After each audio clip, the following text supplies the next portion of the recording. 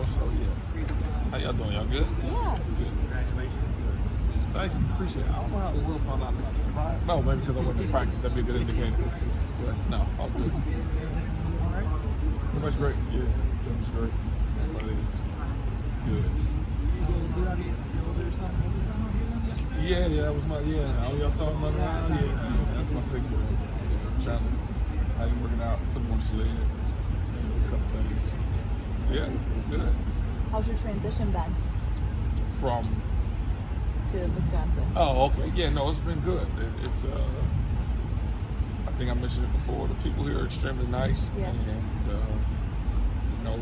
adjusting to different type of defense, than what we did at Cincinnati, most certainly than what I was coaching in New York. It's been pretty good. No big complaints. Just if anybody knows a house for sale in Wannabe, call me. But other than that, we're good. It's good. What do you find the biggest challenges are or teaching points you're trying to make with your group that's different for them compared to what you do? I think we have to be a little bit more aggressive than what they might have been accustomed to in the past. Now, full transparency, I haven't completely studied every single rep of every game last year, but I think we have to be just a tad bit more aggressive. So getting these guys to understand that I want to make you a football player, I want to make you a guy that attacks the rock, goes and gets after the cue, plays the run violently and aggressively. I think that is kind of just a switch in mentality because of the structure of the defense, not because of the coach, right? So that's probably the biggest push right now. And then, like any coach, Coach K had his way of doing things. I have my way of doing mine. They did it for 2 years this way, and then the previous coach before that for like Gio and Rodas and those guys, they had a way that they did it for 3 years or whatever it was. So now you got a new coach coming in with new techniques, new beliefs, and there's nothing that's right or wrong, but it's just the way that you prefer to do things. So it's a combination of teaching them new skills, man, and really getting them to take into the way that I do things and coach things. That's probably the biggest challenge. You guys Don't call it challenge. I enjoy it. It's probably the most fun part for me. Is that I tell those guys, man, y'all appreciate you guys because keep me employed for another week. This is good. This is fun. This is enjoyable. The guys talked about playing through chaos as kind of what practice has been like. How do you feel like that will benefit them come game time? Well, it's what the game ends up being, right? Like it's chaos, but it's controlled chaos for us. Sometimes we know what's going on, it's going to be chaos. Sometimes coach doesn't even tell us what the chaos is because he wants coaches to be able to coach through chaos as well. So game time comes, it puts them in a position to be able to play fast, think slow, which is what we want them to do. And so you train them in that moment right now. So for me, for coach, for everybody, I purposely don't want you to feel comfortable at practice. Not physically, like you have to push yourself, yes, but I want you to be on edge. I want you to feel like you don't know what's going on. Because now over time, you get to a point where you think like, okay, I feel comfortable with this no matter what coach does. If y'all ever want to have a little fun, side note, just watch the end of practice when we pull out the cans. Just watch me. I make it great. If it's supposed to be a rip call, I start yelling Liz for no reason. If it's supposed to be Liz call, I start yelling rip for no reason because I want them to hear different things and know who's talking, what's going on. I want to create that kind of messiness so that game time, that's real. You know how to react. You've already been trained for it.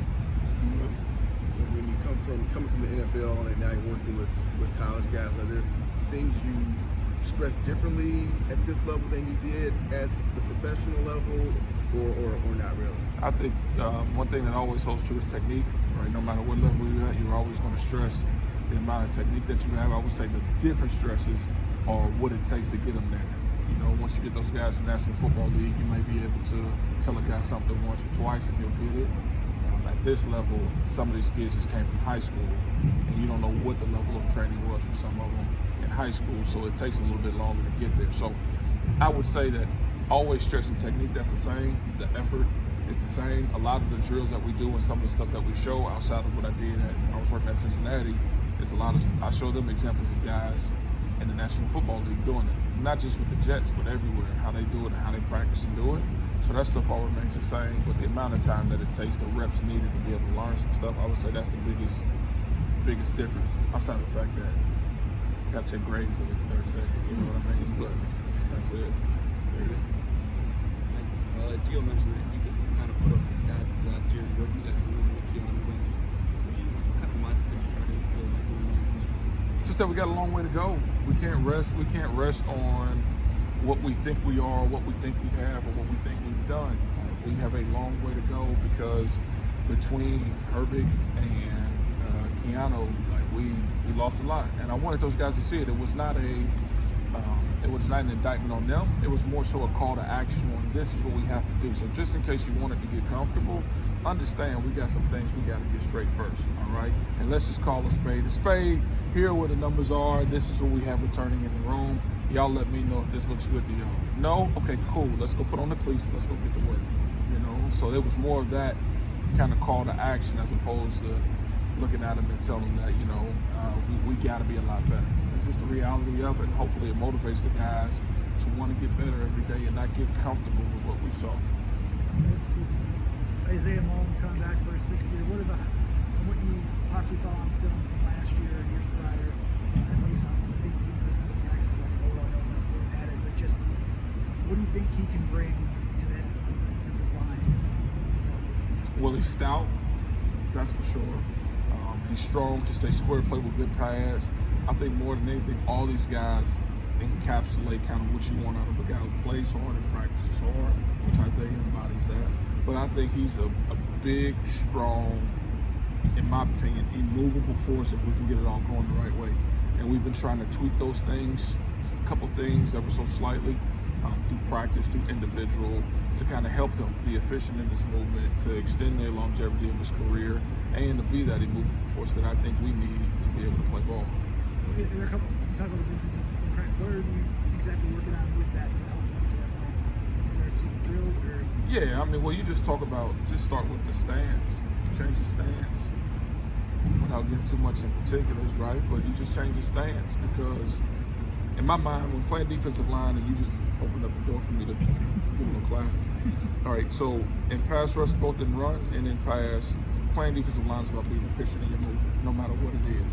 And I learned this from my trainer way back when.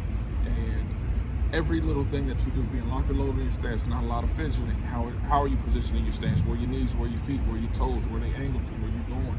Everything, because those guys, we got to give them credit across the side, on the other side of the ball.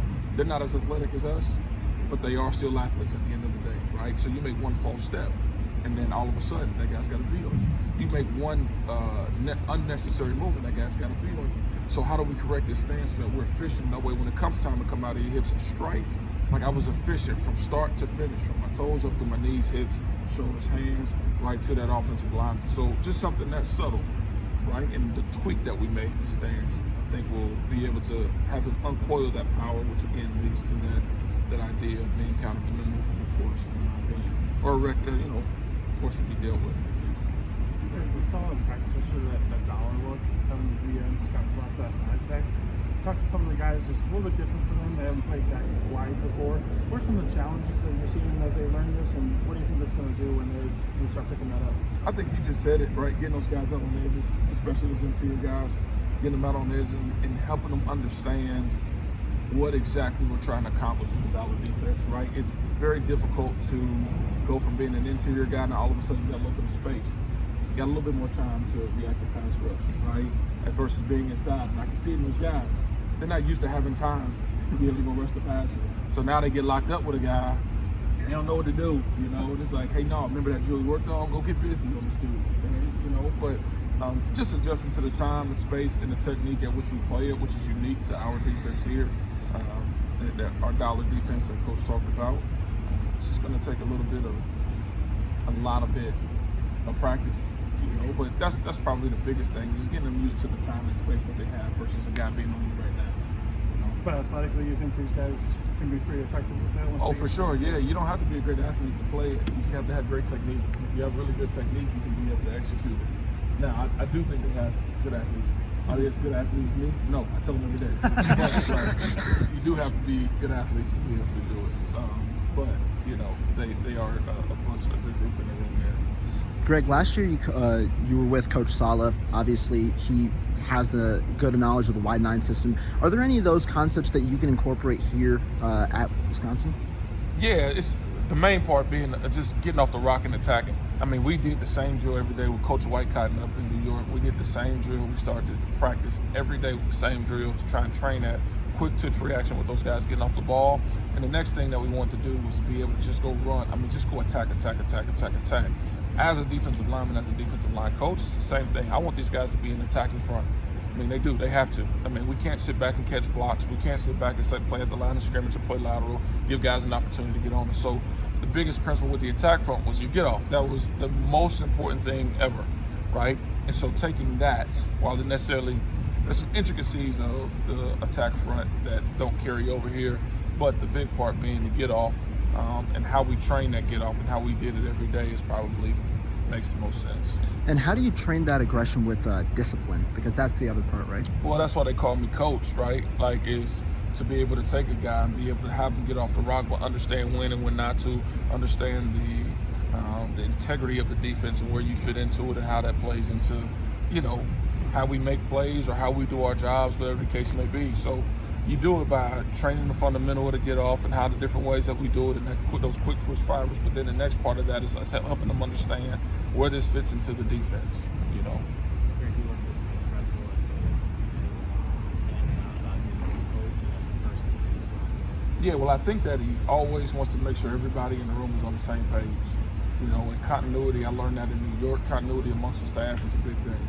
You know what I mean? And so as long as we have in the room, everybody's speaking the same language, whether we agree or disagree, as long as we're all speaking the same language, we have a chance to be successful. And I think what Tress does is make sure the staff in general can all speak the same language to disseminate it amongst the guys. When it comes to leading the defense and leading those guys down in the room, he always makes it about the players.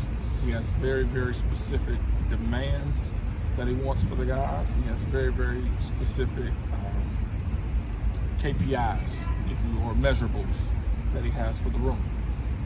And so those guys can know where we are, know where we stand as a defense. And if you're a coach of any sort, you like for those guys to have those kind of measurables. You like to be very specific for those guys so they can know, are we growing, are we getting better, or are we not? And I think that makes it a little bit easier for guys to be able to play ball, etc.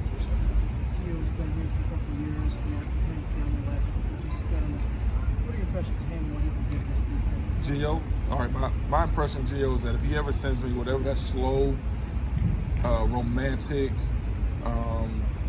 Latino song that he sent me the other day, all right, Gio be finding another school to play at. Okay? All right, because I did not appreciate that. All right, I did not like it.